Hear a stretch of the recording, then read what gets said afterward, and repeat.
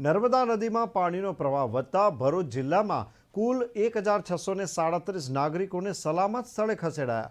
જિલ્લા વહીવટી તંત્ર, પોલીસ, એનડીઆરએફ અને એસડીઆરએફની ટીમો મોડી રાત સુધી બચાવ કામગીરી કરી હતી।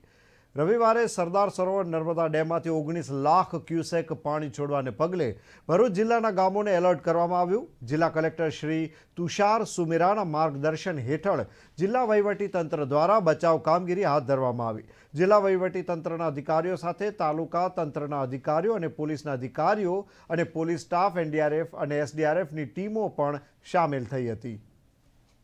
ભરૂચ નર્મદા નદીમાં 32 ફૂટની સપાટીએ પાણી આવી ગયું છે, તેથી સ્થાનિક લોકોને અમે સ્થળાંતર કરીને